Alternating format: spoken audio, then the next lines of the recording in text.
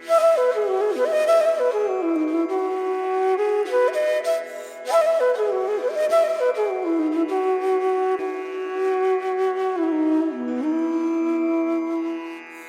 আজকে আমরা চলে এসেছি উত্তর কলকাতার এক ঐতিহাসিক এবং শিল্পী সমৃদ্ধ জায়গা কুমোরটুলিতে।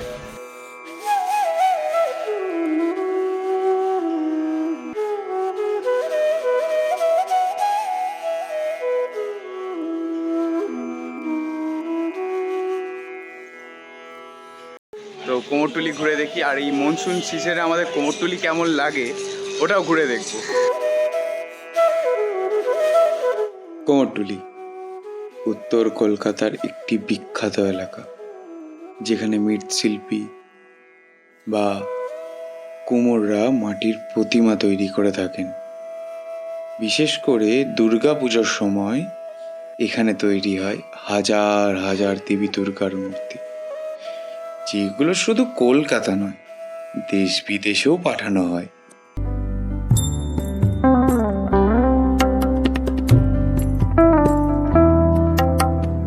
এই যে দেখছেন কুমোরটুলির সরু গলিগুলো, এখানে প্রতিটা কোণ থেকে মাটির গন্ধ উঠে আসে। এখন থেকেই শুরু হয়ে গেছে দুর্গাপুজোর প্রস্তুতি।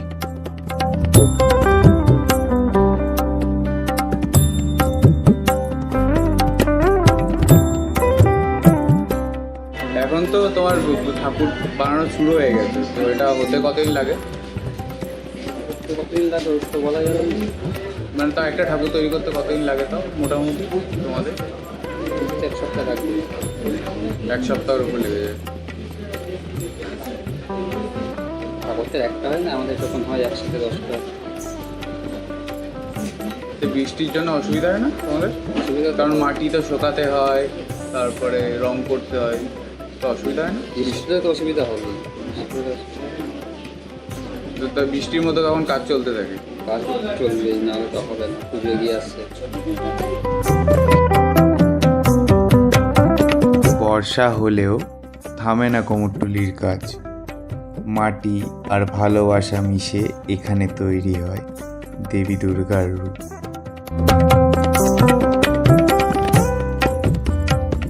এখানে দাঁড়িয়ে থাকলে বুঝতে পারা যায় শিল্প আর প্রকৃতি কত সুন্দরভাবে মিশে যায়। এই বর্ষাকাল শুধু একটা ঋতু নয়, একটা অনুভব। কুমোরটুলি যেন বলে ওঠে, আমি গড়ে চলেছি সেই আবেগ যেটা বাঙালির প্রাণ। তো আমরা এখন কুমোরটুলি ঘাটে হেঁটে যাচ্ছি।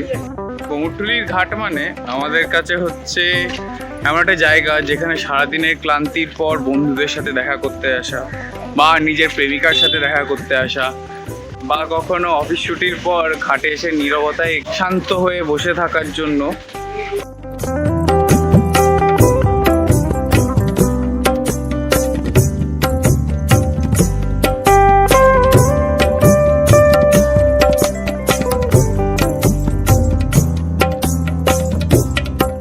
তো আমরা এখন কুমোরটুলি ঘাটে আছি। তো কুমোরটুলি ঘাট মানে শুধু বিসর্জনের জায়গা বা কুমোরটুলি মানে মাটির প্রতিমা দেখার জায়গা নয়, এটা বর্ষাকালে একটা সুন্দর মনোরম একটা পরিবেশ গড়ে তোলে।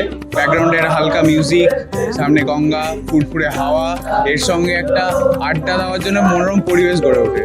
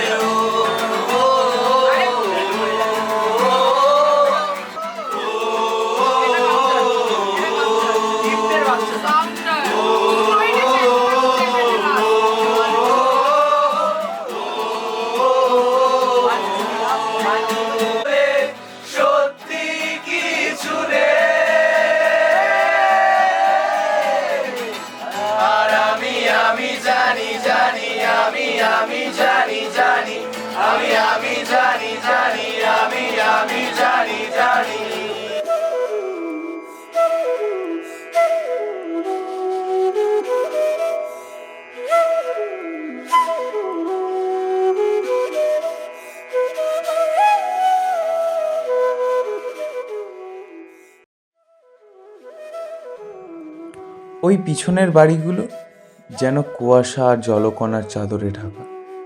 বৃষ্টির টুপটাপ শব্দ, আর মাঝে মাঝে ভেসে আসে ঘন্টার আওয়াজ, যেন দেবী নিজেই জানান দিচ্ছেন তার আগমনে।